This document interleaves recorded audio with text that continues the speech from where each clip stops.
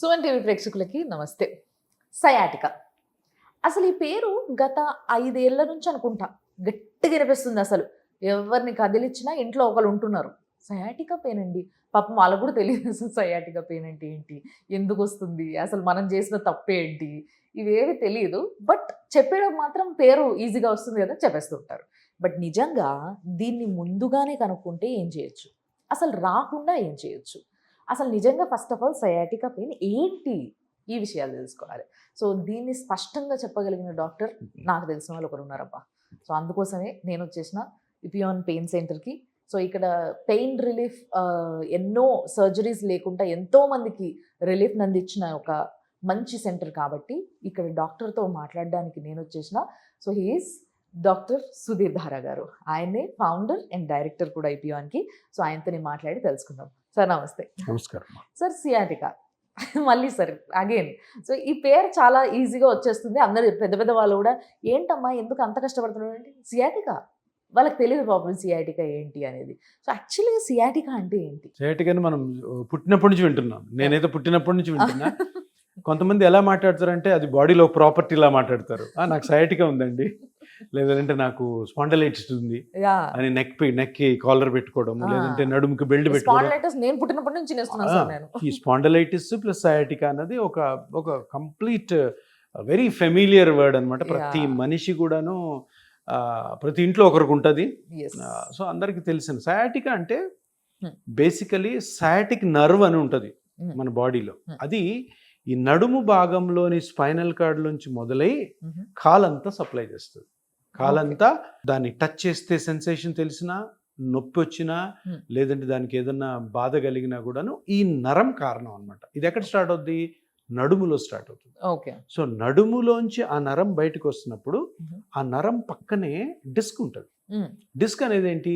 ఈ స్పైన్ లో మనకు 33 బోన్స్ ఉంటాయి. ఆ 33 బోన్స్ మధ్యలో 2 బోన్స్ మధ్యలో ఒక కుషన్ డిస్క్ అంటాం. ఆ డిస్క్ పక్కనే నరువు పోతుంటుంది. ఓకే.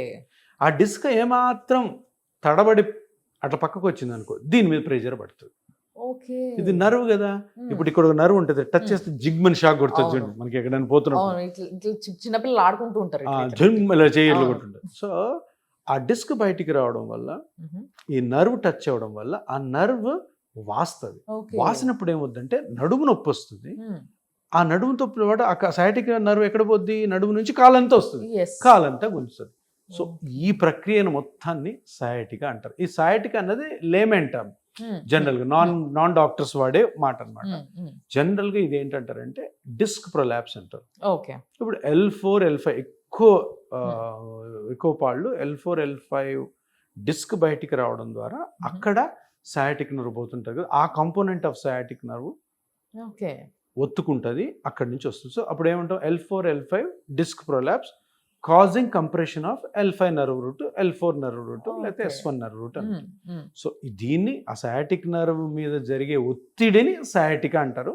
అది మామూలు టెక్నికల్ టర్మినాలజీ వచ్చి PIVD అంటాం, ప్రొలాప్స్ ఇంటర్వెర్టిబ్రల్ డిస్క్ అంటాం, లేదంటే డిస్క్ ప్రొలాప్స్ అంటాం, డిస్క్ ప్రొట్రూజన్ అంటాం. సో ఈ డిస్క్ బయటికి వచ్చి నర్వ్ కంప్రెస్ అవ్వడం వల్ల ఆ నర్వ్ కంప్రెషన్ నుంచి వచ్చే పెయిన్ ని సయాటికా పెయిన్ అంటాం. వెరీ క్లియర్ సార్, ఈ విషయం పైన మంచి క్లారిటీ వచ్చింది. బట్ ఇది ఎప్పుడు ఒత్తుకోవాల్సిందేనా అని అడిగితే అంతే కదా. ఇప్పుడు డిస్క్ అన్నది ఎగ్జాక్ట్ సెంటర్లో ఉంటే నర్వ్ ఫ్రీగా ఉంటుంది. డిస్క్ వెనక్కి వచ్చింది అనుకో, ఇది వస్తుంది. డిస్క్ వెనక్కి ఎందుకు వస్తుంది? మళ్ళీ మన యాక్టివిటీస్, మన జాబ్స్, మన ట్రావెల్, మన అబ్నార్మల్ పొజిషన్స్ లో కూర్చోవడం, అబ్నార్మల్ పొజిషన్ లో కూర్చొని పనిచేయడం, అబ్నార్మల్ పొజిషన్ లో పడుకోవడం, ఇంకా చాలా ఇంపార్టెంట్ ఒకటి చెప్తాను వినండి.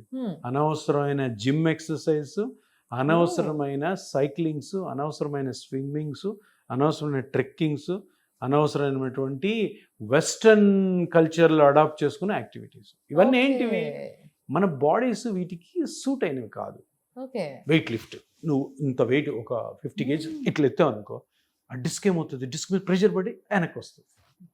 లేదు సైక్లింగ్, మన ఇప్పుడు చాలా మంది శనివారము కారు మీద సైకిల్ వేసుకొని సైకిల్ తీసుకెళ్ళి అవ్వారి దగ్గర ఆపి, కారుని ఆపి సైకిల్ దింపి 40 కిలోమీటర్లు వెళ్తారు. ఇది ఎప్పుడు స్టార్ట్ చేసి చిన్నప్పటి నుంచి తొక్కుంటారు. 40 ఏళ్ళకి పెళ్లి అంతా అయిపోయి ఇంట్లో బోరు కొడుతుంటది కాబట్టి బయటికి వచ్చి, సో వీడు 40 కిలోమీటర్స్ వెళ్తారు వాళ్ళు. ఇంకెందుకంటే గ్రూప్ ఉంటుంది, ఇంకా నేను ఇంకేం చేయాలని ఒక దాంట్లో ఒక 100 మందిలో 2 మా దగ్గరికి వస్తారు. సరదాకి పోతే మొత్తం అంతా ఇదంతా ఏంటిది? ఇది అన్నెసరీ కల్చర్, సింపుల్ ఎక్సర్సైజ్ చాలా అవన్నీ చేయాల్సి. రిక్రియేషన్ అనుకున్న వాళ్ళలో 2-3% ఇటువంటి ప్రాబ్లమ్స్కి వస్తారు. అబ్నార్మల్ పొజిషన్స్ ట్రావెల్ చేసిన, అబ్నార్మల్ పొజిషన్లో వర్క్ చేసిన అందరికీ రాదు. అబ్నార్మల్ పొజిషన్లో చేస్తున్న మంది కొంతమందికి రాదు, ఎక్కువ మందికి అటువంటి కారణాల వల్ల వస్తుంది అనమాట. సో ఇది వచ్చింది, నర్వ్ కంప్రెస్ చేస్తుంది, పెయిన్ ఉంది, ఏం చేస్తారు?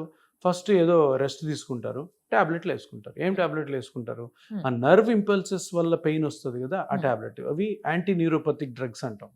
ప్రీగాబాలిన్, గాబాపెంటిన్, ఇవి కూడా అందరు బాగా విని ఉంటారు, ఎందుకంటే వాడుతున్నారు కాబట్టి. గాబాపెంటిన్ నాకు తెలుసు, ప్రీగాబాలిన్ వేసుకున్నాను, అమిట్రిప్టిలిన్, ఇవన్నీ. అవి 3 ఉన్నాయి మందులు ప్రపంచంలో మొత్తంలో. అవి వేసుకుంటే ఇనీషియల్గా 10 రోజులు బాగుంటుంది, అది దాని ఎఫెక్ట్ పోగానే మళ్ళీ వస్తుంది.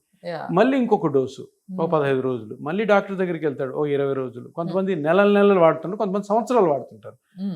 కానీ పాయింట్ ఏంటంటే, ఇప్పుడు లోపల కంప్రెషన్ ఉంది, లోపల నర్వ్ ఇన్ఫ్లేమ్ అయింది, డిస్క్ బయటకు వచ్చింది, దాన్ని అక్కడికి పోయి ట్రీట్ చేయాలి. అంతే కదా? అది ట్రీట్ చేసి దాని తర్వాత అది మళ్ళీ బయటికి రాకుండా జాగ్రత్తలు తీసుకోవాలి. సో ఎవరైనా పేషెంట్ సయాటికాతో వచ్చినప్పుడు ఏం చేస్తాం? అది బాబు నువ్వు ఏం చేస్తున్నావు, నువ్వు ఏం చేయడం వల్ల వచ్చింది, అది ఆ పేషెంట్ ఫస్ట్ చెప్పాలా. చూడు నువ్వు ఇది చేస్తున్నావు, మోస్ట్లీ దీనివల్ల అయ్యుండొచ్చు, సో ఇది తప్పకుండా నువ్వు ఆపాలి ప్రస్తుతానికి.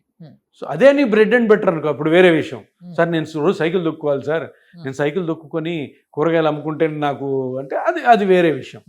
లేదా డ్రైవర్ ఉంటాడు పాపం, రోజు 12 గంటలు డ్రైవ్ చేయాలి, లేదంటే ఫ్యామిలీ గడవదు, అప్పుడు వాళ్ళకి వేరే ఇష్యూస్.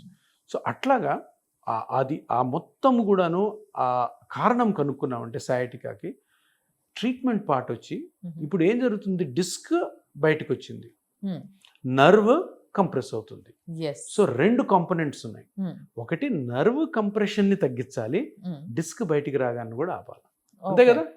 డిస్క్ నర్వ్ ఇట్లా ఉంటాయి, అందరికి గ్యాప్ ఉంటుంది, ఇది వచ్చి దీన్ని ఇరిటేట్ చేస్తుంది, ఇది ఇంత లావు అయింది. సో ఈ లావుని కానీ మనం తగ్గించామనుకో సన్నగా అవుతుంది, దీని గ్యాప్ వస్తుంది. సో ఇప్పుడు ఈ గ్యాప్ ని పెంచి దీని పొజిషన్ కి దీన్ని తీసుకురావాలంటే అది వేరే విషయం. ఫస్ట్ ఆఫ్ ఆల్ ఇప్పుడు ఇది గ్యాప్ వచ్చింది, ఓకే, ఒకటి ఇది ఒక ట్రీట్మెంట్. ఇంకో ట్రీట్మెంట్ ఏంటి? కట్ లోపలికి వెళ్ళి బోన్స్ బ్రేక్ చేసి డిస్క్ ని పీకేయడం. వినడానికి కొంచెం భయం ఉంది కదా స్పైన్ దగ్గర. ఇది ఇంతకుముందు జరుగుతున్న treatment. Spine surgeons, orthopaedic surgeons చాలా మంది చాలా బాగా చేసేవాళ్ళు ఉన్నారు. కానీ స్పైన్ మీద కత్తిపడ్డం అంటే ఎంతన్నా రిస్క్ ఉంటుంది. ఇంకొకటి బుక్ ప్రకారము, సైన్స్ ప్రకారము 100 మందికి సయాటికా ఉంటే కరెక్ట్గా సర్జరీకి ఫిట్ అయ్యేవాళ్ళు 5 మంది ఉంటారు. 5 మందికి ఆపరేషన్ చేయాలి, 95 మందికి చేయకూడదు. 95 మందికి ఏం చేస్తుంటారు? టాబ్లెట్స్, ఫిజియోథెరపీ, మసాజ్ బాగా రొటీన్ గా జరుగుతుంది. ఈ 95 మెంబర్స్ కూడాను సర్జరీకి వెళ్ళే వాళ్ళు, సర్జరీ ఇండికేషన్ ఉంటే సర్జరీకి వెళ్ళిపోతారు. మా దగ్గర కూడా ఎవరైనా వచ్చి సర్జరీ తప్పకుండా చేయించుకోవాలంటే మేమేం చేయం. ఈ 95 మెంబర్స్కి ట్రీట్మెంట్ ఏంటంటే చిన్న ఇంజెక్షన్ తోటి ఆ నర్వ్ ఇన్ఫ్లేమ్ అయింది కదా, 2 కాంపోనెంట్స్ చెప్పాను, నర్వ్ ఇన్ఫ్లమేషన్, డిస్క్ బయటికి రావడం.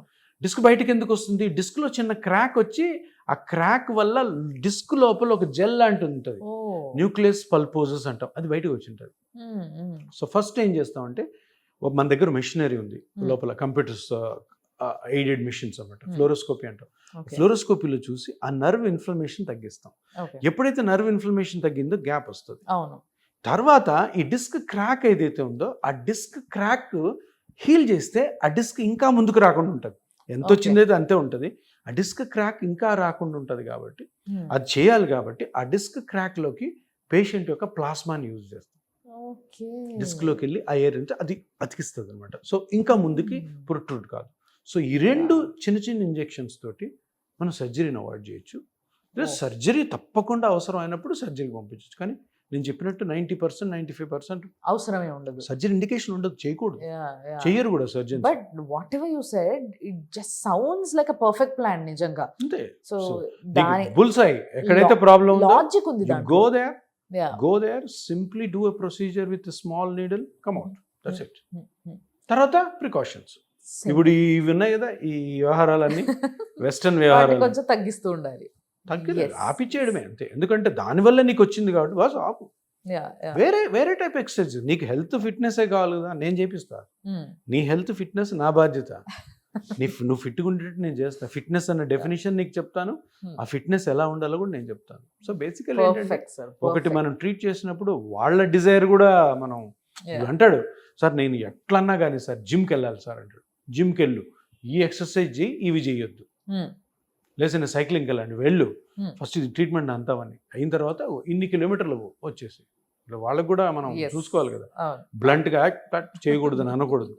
అలా చేస్తే మళ్ళీ రారు.